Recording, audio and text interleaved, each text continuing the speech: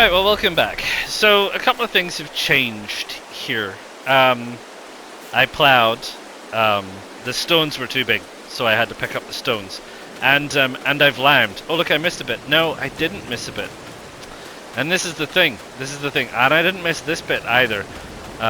This is exactly how precision farming works. So you see that the pH says it's perfect, it's perfect, it's perfect. So let's have a look. How is it perfect and how have I done that? Well, I didn't really do a whole heck of a lot, to be fair. So if you have a look at the machine, you'll see that there's a pH value lime application. And when I come over here, you'll see that it says target reached pH 6.5. So that's fine. It says application rate 0. And that target keeps moving around, but ultimately it says that the target pH value has been reached. So it has automatically adjusted how much lime I need to apply and where I need to apply it. And even if I switch it on, it ain't working. I'm not applying lime. Why? And you can hear that it's going. But I'm not applying lime. Look, it says turn off. I've turned off. Turned on? No, it won't apply lime because it knows that the target pH has already been reached. If I go over here and turn it on, it's not working. And that's intentional. So that is how precision farming works in terms of these various bits and pieces. So if we then go and have a look at the map, I don't need to shout now because there's no rain. And we go have a look, we have a look at our little field. You'll see that we've got those 3 different soil types and we have those different pH values, but that's fine because that's the perfect value for that particular soil type. Okay, and if we move on, you see now nitrogen is the next thing because we're going to want to fertilize. So what we want to do is we want to think about what we're going to do with this. The first thing is it still needs rolled, so we're going to roll it. We're going to roll it, and then we're going to seed it. And look, we'll seed it with something like sorghum. So I've not done sorghum before. So we'll go and we'll roll it. Get a roller down here, and then we'll get a seeder down here, and we'll seed it for sorghum, and we'll go through fertilizing it, and I'll show you what fertilizing looks like, but it'll be largely the same, but it should be a little bit more interesting. Okay, so weather's getting a bit dreadful. I'm gonna go and sort that out, and I'll see you real soon. Right, so here we are. So I've had to pick canola because it's the wrong time of year to plant sorghum. So which doesn't matter because the point is to show you what this is doing. So here you can see that I can now actually decide what seed rate to use. Now I can go here and I can set it to automatic. Now according to the precision farming, the seed rate, the correct seed rate that I want for this paddock is 52 seeds per square meter. If I deactivate the automatic rate, I can change the seed rate all the way up to 70 or all the way down to 35. Now, what I don't know is how much that does or does not change my yield in this case. So I think what we'll do is, as a little experiment, what we'll do here is we'll leave the automatic seed rate on for this half of the field, the roadside half, and when it gets to roughly half, I'll change it up to the maximum seed rate and see if that makes a huge amount of difference. So I'll let the AI worker get on with doing this, because if we have a look at the seed rate here, you see it says low, standard, and high. And like I said, I'm not sure exactly how much that changes because you've got yield here. Now, it hasn't calculated my yields yet. but hopefully at some point it will calculate my yields, and I don't know where into the process it does all these calculations. But what we'll do is we'll change the rate halfway through, and see if that makes a blind bit of difference. It may or it may not, but we'll certainly see. But I mean, the point is that it's supposed to be optimizing your seed usage. So rather than just hitting up, perhaps using all of the seeds at a rate of 70 is just unnecessary. You don't get any more yield for that, and perhaps doing 35 isn't enough, and you could get more yield if you did 52. I don't know. I'd once again, in-depth technical dive into precision farming, I'm not your man. But that's what I'll do, and then I'll bring you back when we've done all that. I'll see you in a minute. Right, well, we're ready to get underway with the fertilizers, but let's have a look at the field. So, if we have a look at the map, you will see that if we go here, we've got two different colors here.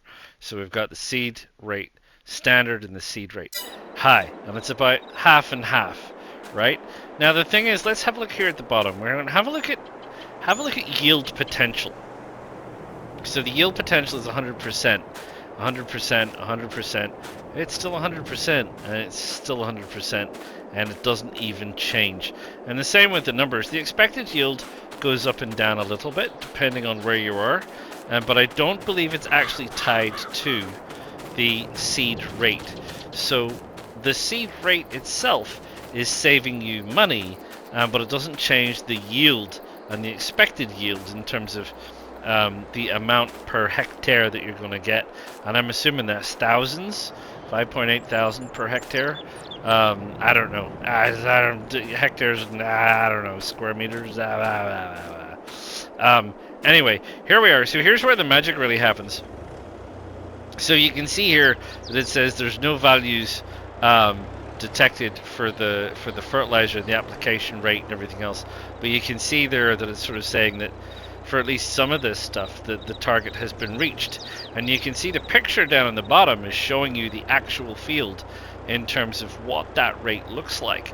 Now, what we're going to do is we're going to leave it on automatic, and we're going to hit the fertilizer, and we're going to get the AI worker to go and get started. And you'll see that the rate down the bottom just all goes green.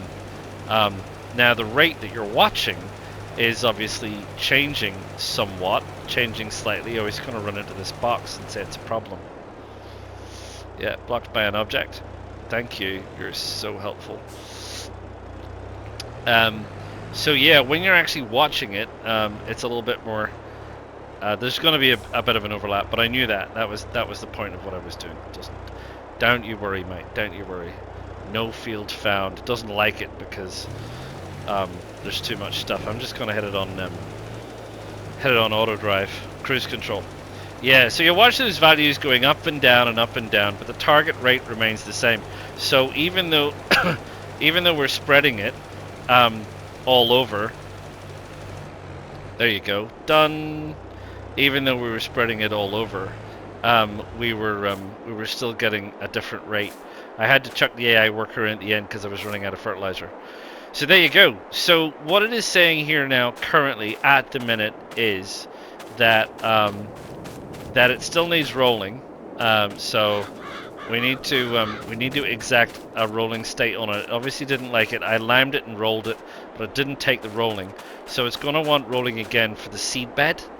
So what we're going to do is, and that was my mistake, just doing things in the wrong order. So the seed bed is laid. It's been fertilized.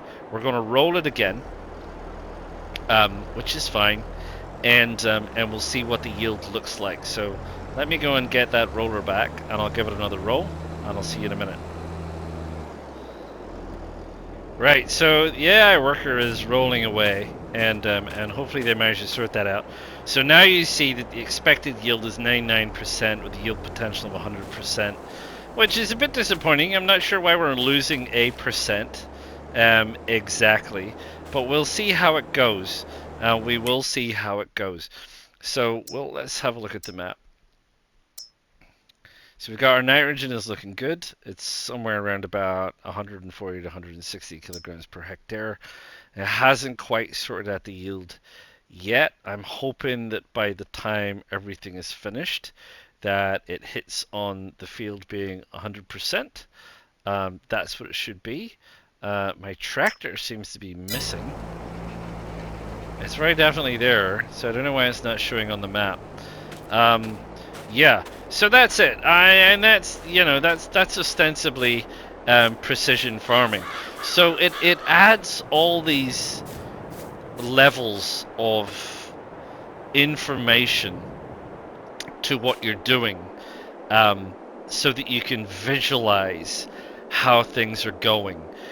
In a lot of ways, it saves you a bit of money because it optimizes things like your seeding rates and your fertilizer. You know, potentially, I don't know how it compares with not using it, for example, but you know, it gives you that kind of, here's a whole lot of numbers to look at, as opposed to here's a color-coded chart to look at. So I don't know. I mean, it's up to you. I like it. I'm a scientist. What am I going to say? So I like it. I think it does add some value. I like the fact that you know, that someone went into a lot of time and effort thinking about this. And I don't know why the yield doesn't come up. I think is it yield is the last yield that you got off the field or something. I can't remember. It's been a while since I did it. Been a while. And the environmental score I've never been 100% sure about. I think it's like you get a better environmental score for using less chemical additives, various other bits and pieces. So yeah, we're not, you know, we're kind of still kind of 50-50, but some of these things take a while. See, sort of there's this nitrogen, pH value, weed control, soil sampling, and tillage.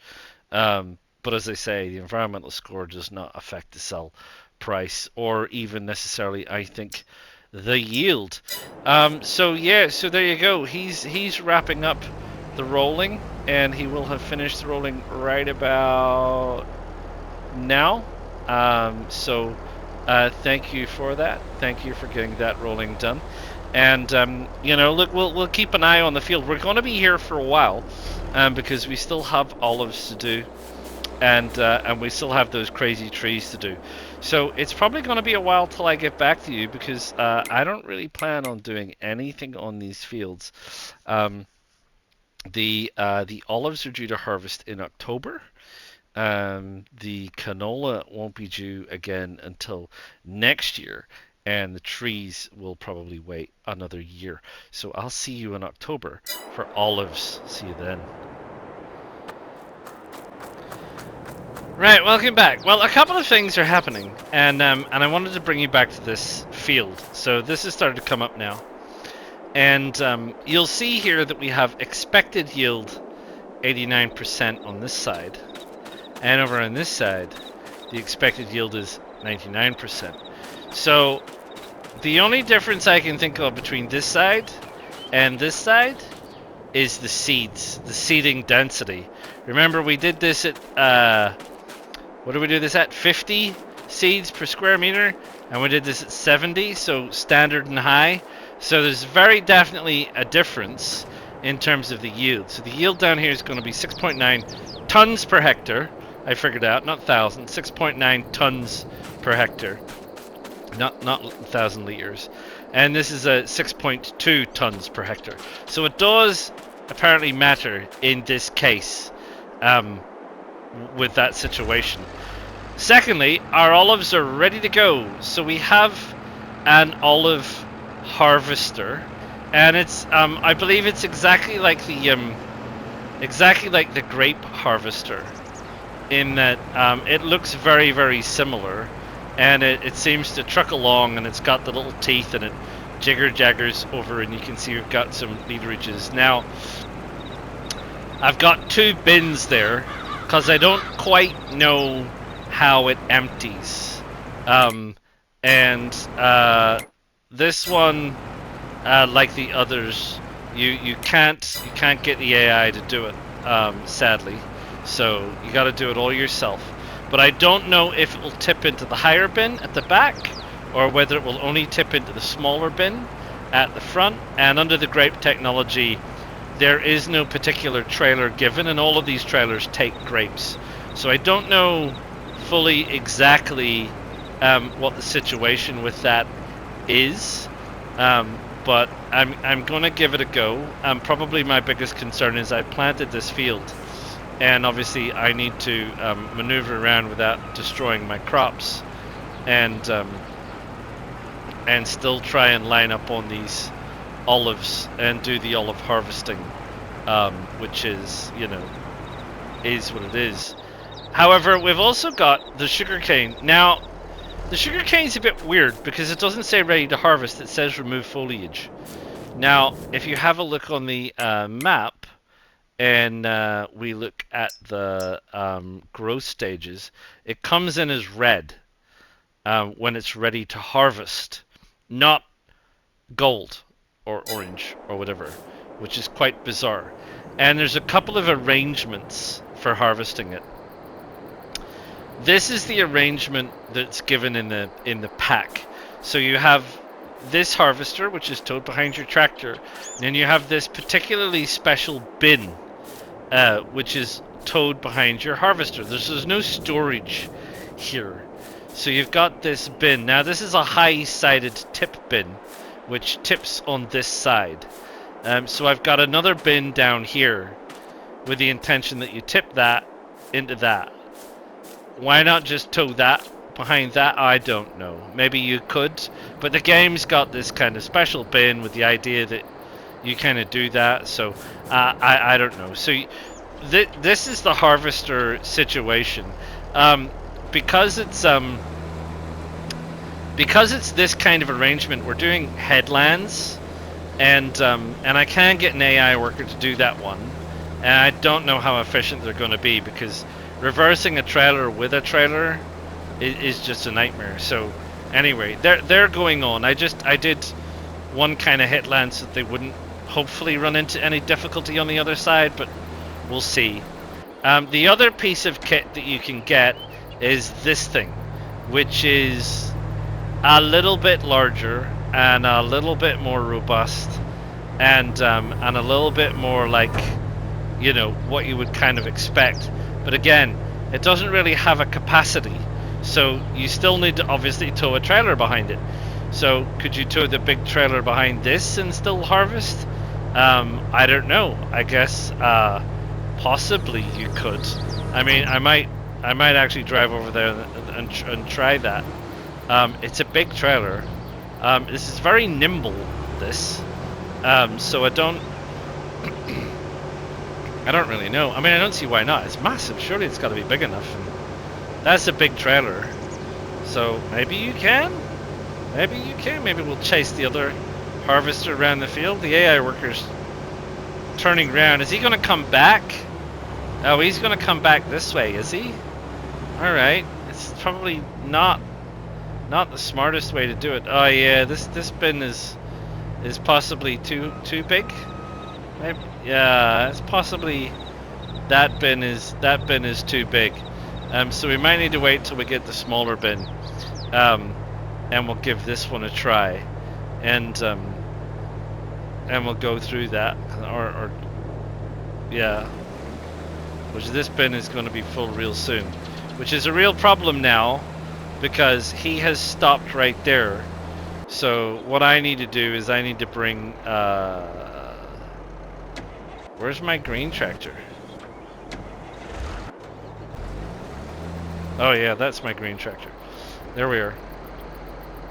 Bring my red tractor over and we'll tip this bin, because we'll need to move the big green bin out of the way. I've been keeping an eye on the trees, and the trees are still the size that they are. Some of them are nice. Some of them are getting a bit bigger, which is fine. I don't really want to talk about it, actually, to be fair. But there you go. Right, here we go. We'll show you how this weird tipper trailer works.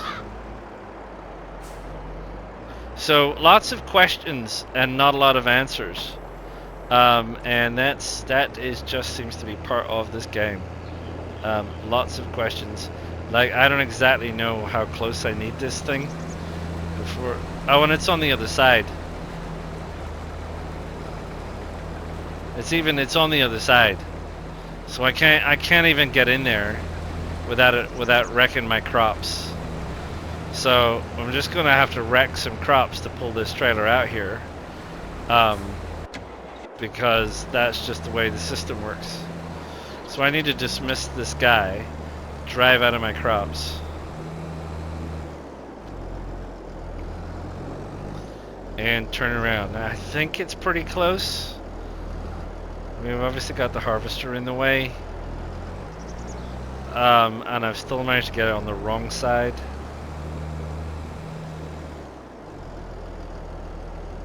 I need to turn around. I need to turn around and come back. Hello, there we are. Right. I think that's way too far away. So I actually probably can maneuver this one faster than the other one. Right. I hope like heck this does not a mess create. Right. Now then, I need to choose the tip bin. And I need to... How do I empty it? How do I empty it? There's no empty. It says fold harvester, turn on harvester. Pipe in. Do I need to get the pipe in? No.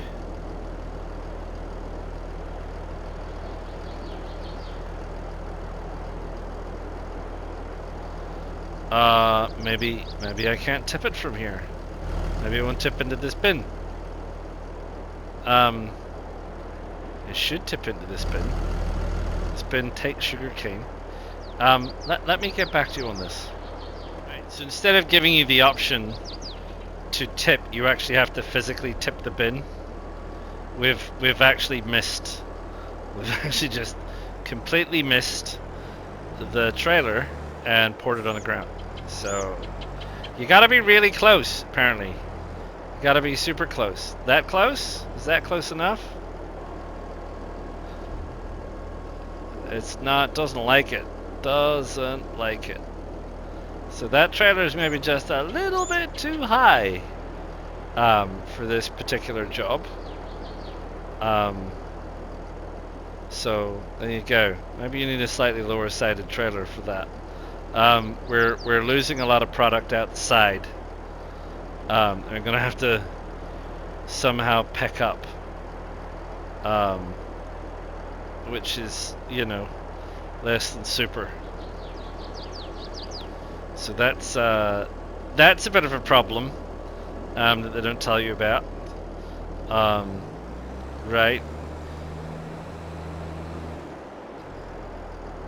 And I now remember that I was warned that this one needed a trailer, and I don't know if I actually got a trailer hitch on this machine. So I might need to actually get the machine with the trailer hitch and not this one, which may not have a trailer hitch. Yeah. That also, do I need to get the pipe out? Is it? Pipe is out. So I need the trailer hitch one. Let me go and sort that out and be right back again. Right, so here we go. So I got the trailer hitch sorted. So it's something to remember. You obviously need to chasing the trailer. And I've got the machine going, and we're gonna go this way for a little bit. We're gonna create a little gap on this side so I can carry on with that. So they should be, I don't know what they're doing, having an issue. I think they're trying to figure it out or something. I think it's because we got gaps and things where there was stuff, but anyway, it seems to be working on. Right, this trailer is too high. Obviously this trailer is too high and we've lost some product, so what I will need to do is I'll need to find a smaller trailer, evidently, for this whole shenanigan. So I'll need to do that. What would be a smaller trailer? Well, anything possibly. This thing? It only takes 12.1 cube. It doesn't. What this doesn't to use. I've got this one, which is like a high sider. This one might be better. This one looks like a low sider, up to 34 cube, and it's a low side. I don't think you have this thing, which is you need to tow that behind a vehicle. That's 40.8 cube, and you have some more high-sided bits and pieces here at the end. So I think on the vanilla, this one here might be the way to go. So I can tow that. Configuration, standard, wheel brand, setup, everything else, cover. Not worried about the cover. That's fine. That ought to be okay. We'll go hire that. So I'll go hire that and bring that down here. For this guy over here, this girl over here. Yeah, that is sugarcane. So the sugarcane is going. Bit of a challenge to do. We have the olives, which is going, and I don't think I'm gonna tip them into that high cider. I'll see if I can tip them into the low one. If I can, I might have to try that other thing as well. So I've got the olives to go with, although 14%, 1, 2, 3, 4, 5, 6, 7, 8, 9. I'll need to tip once, at least, so before we're finished. So I'll need to look into that, and I'll sort all this lot out, and then I'll keep a record of the. Oh, what are you doing? What are you doing? It's not. I don't actually think it's that hard. A job that you had to do. Really, I don't actually honestly know why you made such a mission of it. It wasn't that tricky. Honestly, you need to keep an eye on these people like there's no tomorrow. I've got some stuff to do on this, evidently. So what I'll do is I'll carry on and do that, and I'll bring you back when I'm actually finished, and we can discuss it. I mean, it is what it is. You've seen it before. You're interested in yield and potential price, right? Me too. So we'll have a look at that at the end. I'll see you soon. Oh man! Oh man, was that a mission? Not this. This is not a mission. This is fine. This is fine. I just want to have a look at the olives in a minute. Olives, very similar to grapes, actually, but easier to harvest, I thought. But maybe that's just me. Right. Let's have a look. Let's have a look. So this is the olive harvester, right? And this has some olives in it, and I was like, what am I going to do in terms of getting this into a bin? Because I don't know how this works. But it turns out it's easy actually. And this is the high-sided bin that you saw me struggle with the sugar cane. And you reverse up to it, and it gives you the option to tip into it. At least it should give you the option to tip into it. I think you need to unfold it.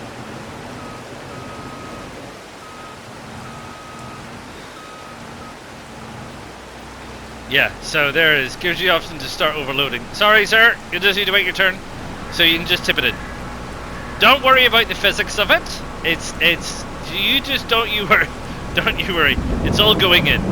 It's all going in, and it's all going in, and it's all going in. It looks interesting, but it's all going in. So there you go. So that's that. That's how you. Oh, sorry. Pardon me. I got a little bit discombobulated there. So we'll just get that out of the way, and we'll whiz up this tractor, and we'll see just exactly what the total volume of olives we got off that little grove is. So 6,381 liters. So 6,381 liters. And if we go and have a look at olives, which are there, top price is 1,300 per thousand. So you have to multiply that by 6, obviously. So, 7,800. Of course, the value probably in olives is olive oil, which is down here, which is 5,000, which is the most expensive of the oils. But if you wanted to know what that was like, I do believe it's in the production chains, which is over here. Where are we? Production chains. Right. So olive oil. Oh, it doesn't give me a ratio. Doesn't give me a ratio. It tells me that's what the oil mill is, but it doesn't give me a ratio. Well, we can fix that because the olive oil mill is, I think, this one. No, this one, the oil mill. So we go and have a look at the oil mill. You can purchase the oil mill for 80,000 bucks. It's quite ridiculous. And it looks like oh yeah, I've already bought it. Sorry. Olive oil. Two olives makes one oil. So that's interesting. So we would get 3,200 oil, and I'm pretty sure that the pricing is also per thousand. So we would get 3 times that, so you'll get 15-ish, 15,000-ish out of that.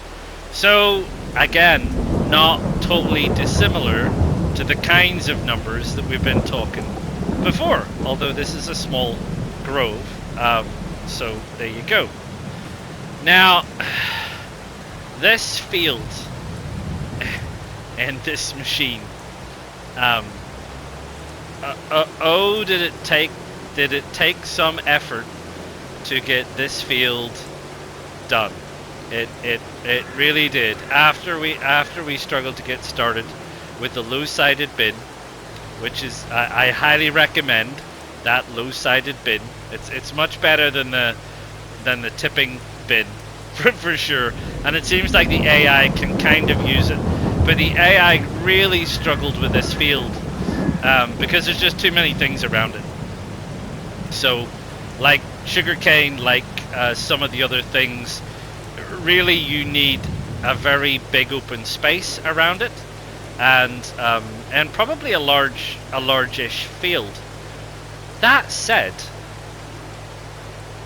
do you want to have a guess how many liters I got off this field?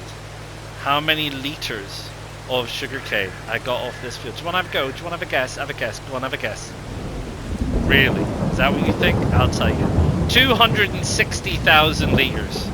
And I probably could have got more. It's probably more close to about 262,000 liters, or maybe even 265,000 liters, if I'd planted it properly in the first place and it hadn't been such a drama. I really got an astonishing amount of stuff off this field. Astonishing. I mean, to be honest, I got about $60,000 worth of sugarcane off this field, and that's me selling it now. Where's the sugarcane price at the minute? Sugarcane at the minute. What month are we in?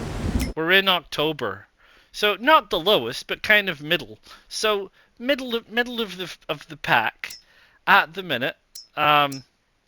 We were selling it at Johnson's Farmers Market, which is 220. So we were selling it at 220, which is fairly enough middle of the pack, and we got nearly 50,000 for one field.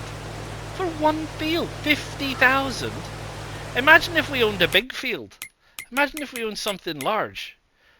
That's 50,000 for that. Imagine if we owned that or that. That or those. I think that's the biggest one on the game, isn't it? 70? 70 or 68.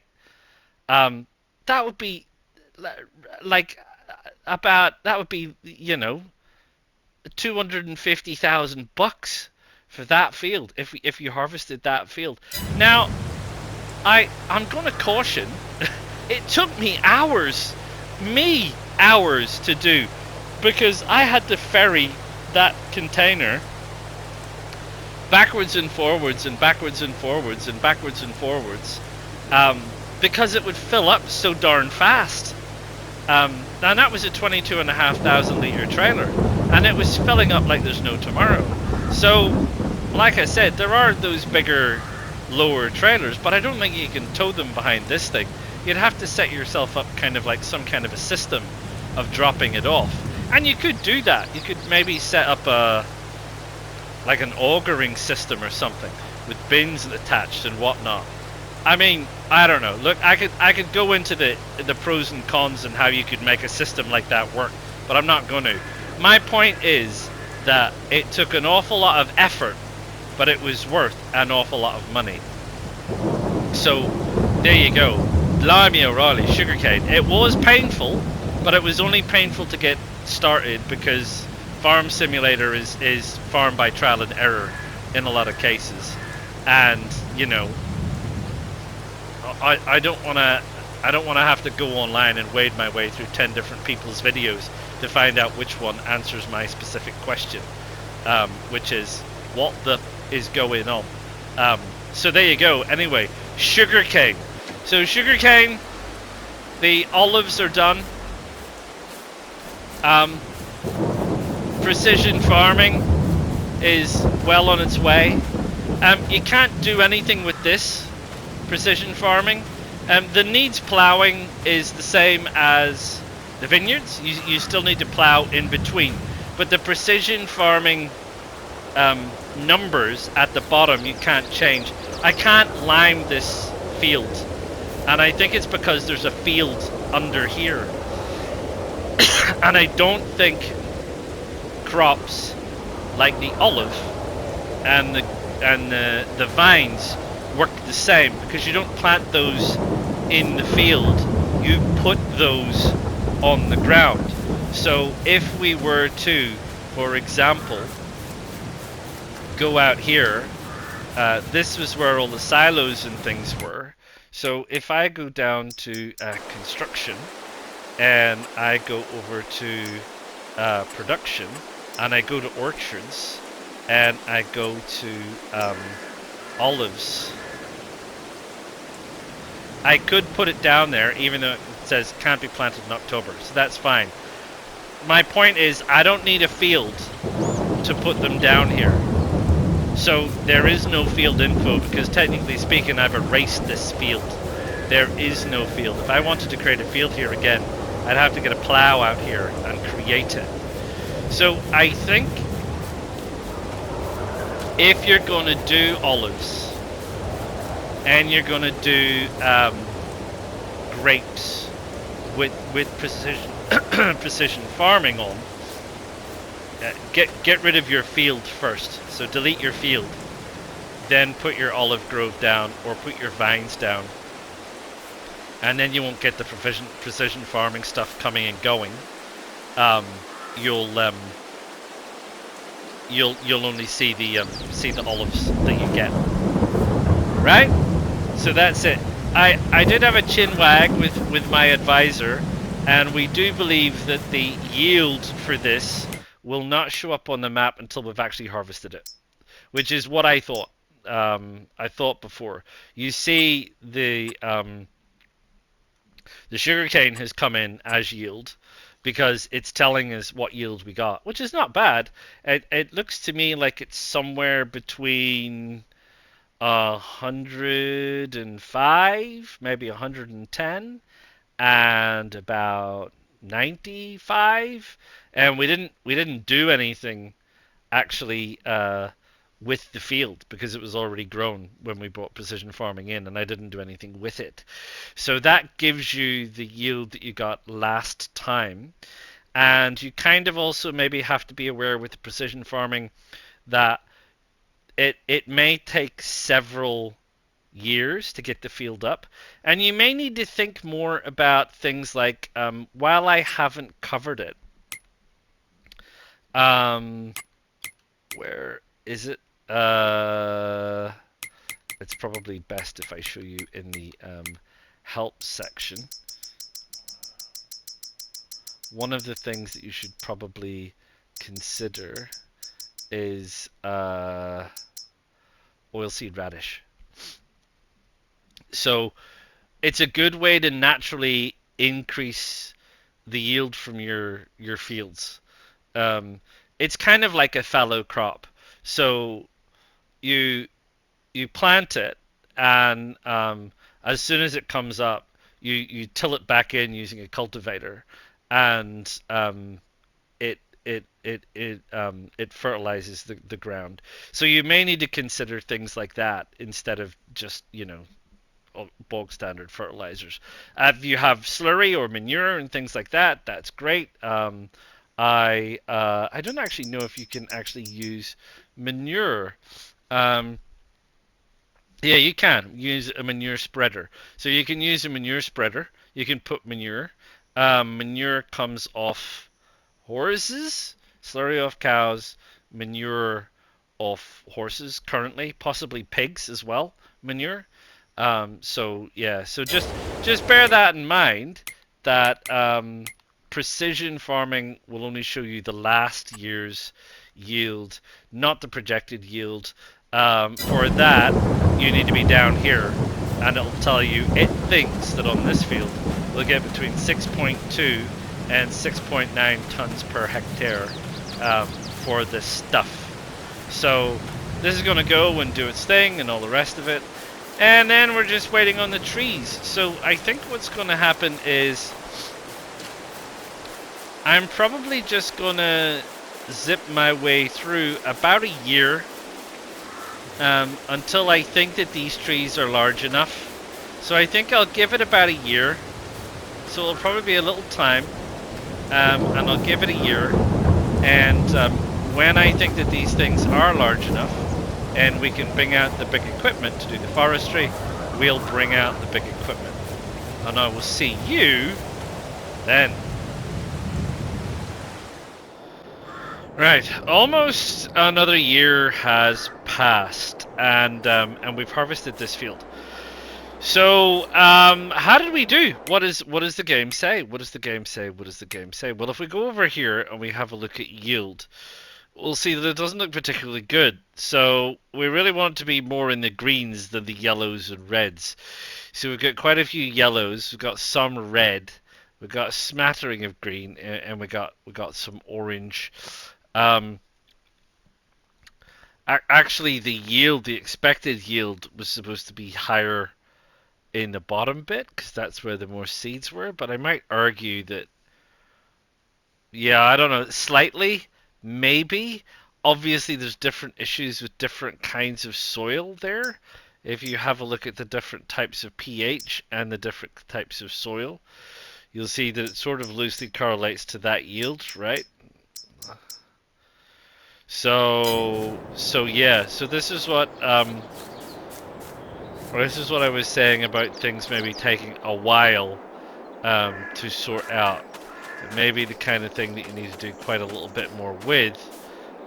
Because the silty clay up here, this bit I think in particular was red, versus some of this stuff was closer to green in the sandy loam, and maybe that's something to do with the types of crop as well. Maybe there's some specifics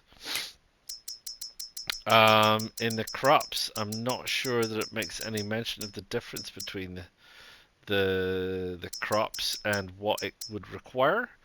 No, it doesn't go into that level of detail with that kind of thing. So anyway, so that's precision farming. Good luck. It takes a bit to work out. So it takes a bit to work out. But over here in our trees, so I've given these trees a long time to grow up. These things over here, the what did we call this? Downy silverberry.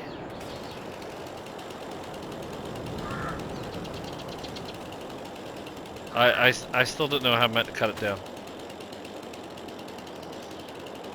I'm still confused what you do with that. I really am confused. These trees didn't get any bigger. These trees I don't think didn't get any bigger. I don't think the willow got any bigger. The oak didn't get any bigger. The birch didn't really get any bigger. These did get bigger. This is the stone pine. This is the spruce, and this is the pine, and they got bigger. But I don't think they're gonna get any more bigger. 13.5. This is 23.6 for the pine, and the spruce is 25.5. So these are big old trees now. So what we're gonna do is we're gonna go and bring some serious kit down, and we're gonna have a go at trying to making a mess out of these trees. See you in a minute. Right, well, here we are. We've gone to the forestry machines. We've got this Komatsu 931XC. So it's relatively easy in that you really have to get this unit here on the tree. That's probably the tricky bit, really. Once you do, it'll cut it, and then you have the tree, and you can tilt the harvester head, and it will put the tree down. Now it's already set to cut at 6 meters, so all I have to do is hit cut, and it will pull the whole tree in and cut it into 6-meter lengths. So I just want to make sure that that is out of the way, and it gets rid of all the branches, and it gets rid of everything. And that is how easy it is. And you know, that is how easy in theory it should be. So you get a little pile of 6-meter logs. So then you come along again, and you move to where you need to be. You reach out to your tree, cut your tree. I've got my tree. I can now tilt this. It's a bit hard because I've got so many things in the way, but you get the general idea, right?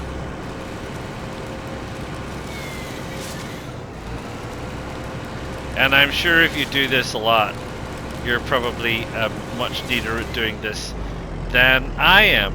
And that's it. And that, honestly, that is how easy it should be. And then you've got a big pile of 6-meter logs. That is fine. It'll let me pick that one up. I don't think it'll let me pick that up. Too heavy. So that's how you cut it. And then what we need to do is we need to load it. So what we'll do is we'll bring the Komatsu 875 down, and we'll load up these logs, and we'll check that out. Right? I'll see you in a minute. Right. Well, I'm going to admit to painfully not being an expert. Which you knew anyway, right?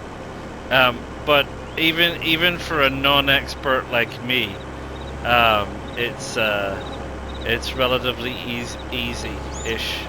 I can't ever remember the controls. It's a real. There's so many different controls to try and remember. It's a real challenge for me, but there you go. So you have these, but one of the benefits you have is you have these tension belts that allow you to, I don't think that's going to be in the middle enough.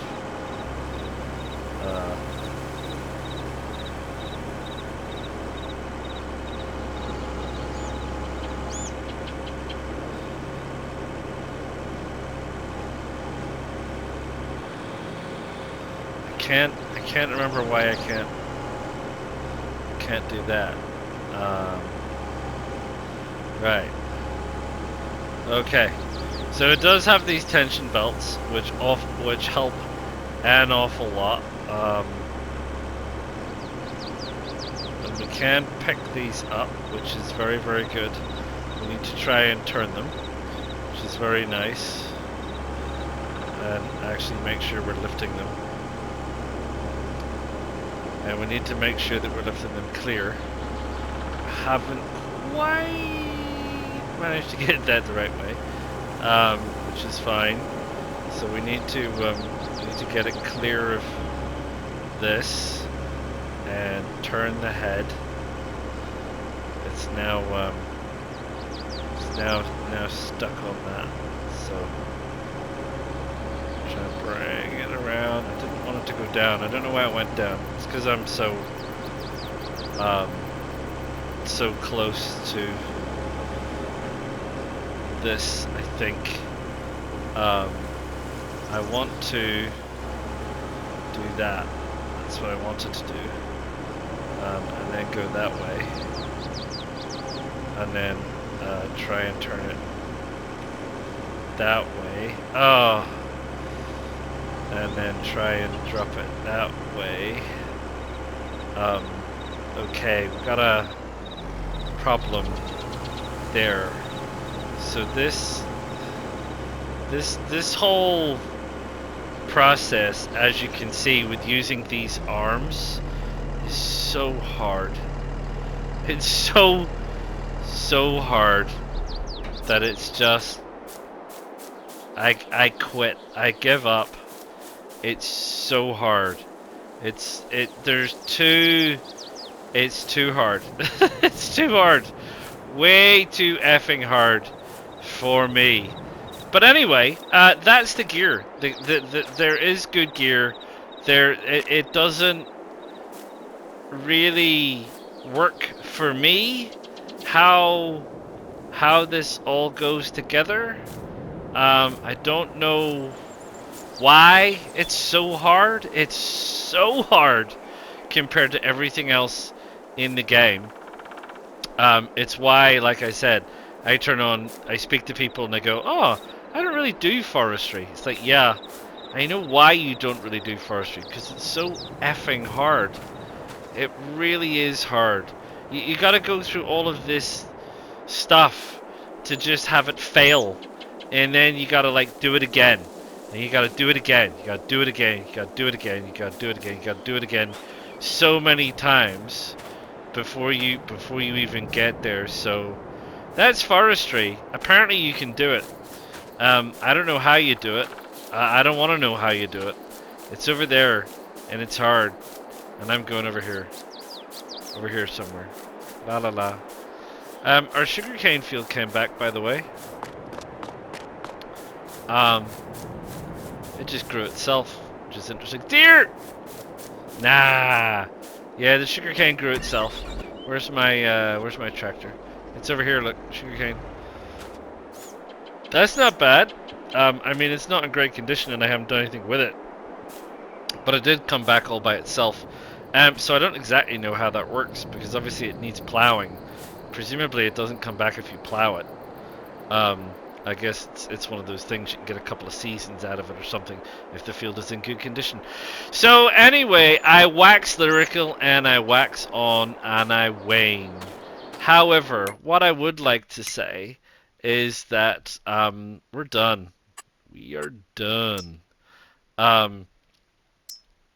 We have gotten to the end of the farm showcase. I do believe that I have shown you just about everything that I can think of, from precision farming all the way down to the simplest tilling of the field, all of the different crops, all of the animals except for pigs. And pigs I don't think are any real much more complicated. And I didn't do every crop because there's a lot of them, and a lot of them are essentially the same. But you get the general gist, right? And that's what we're preparing for. We're whetting our appetite and preparing for Farm Sim 25 when it comes out in a little under 2 weeks. It is probably, as you're watching this, it is the beginning of November. I don't know. I don't know if I'm excited or not. I'm looking forward to it. I want to see what it looks like, I suppose, is the simple answer. I want to see what it looks like. There are some interesting improvements with AI. There are some interesting improvements with animals in terms of pastures and how you manage animals and manage pastures. There's some more crops, including obviously rice paddies, there's buffalo. There's a whole bunch of other bits and pieces to come along. Um, yeah, I don't know. It's gonna be interesting. Um, I suppose I hope that it's an improvement on this. No one's mentioned forestry. Like I said, there are some things that are wrong with this. The AI in particular is broken. I'm not super fussed about the way that the balancing is. You seem to get more yield and more money for crops that are particularly onerous. Um, so I'm not really sure I like that. I don't really think that if it costs you $400,000 to plant a small vineyard, that you only get $20,000 back, and that you're saying that's a 20-year repayment. I think in most cases you should be looking at maybe a 3-year repayment to pay off at least what it cost you for an investment like that. I don't think it should be as crazy as it is. I do think they do need to balance the harvesting to make more money. Otherwise, in 1 year you can make $150,000 from contracts, and you can only make $30,000 from your fields, which kind of shifts the focus of the game. So I would like to see how they balance the economy again, and maybe they balance it more towards actually encouraging you to plant crops and buy fields. I don't really feel at the minute that it encourages you to plant crops and buy fields as much as it encourages you to just be a contract manager, which is a little bit weird. So I'm not super happy on that. Yeah, I don't know. I don't know. We wait and see. Anyway, I really hope you have enjoyed the series. I hope it's reminded you of some of the things. Maybe you stopped playing FS19, you stopped playing FS22 like I did, and it reminded you of all of the various bits and pieces of the game. Whether it has whet your appetite or not for Farm Sim 25, do let me know. Whether you'll be getting Farm Sim 25 or not, do let me know. And I'll see you all, hopefully, when Farm Sim 25 comes out. I'll see you then. Do drop a like, do subscribe to the channel, do click the bell notification so you know when the next one is coming out. And I'll see you all in Farm Sim 25. Ta-ta for now. PlayStation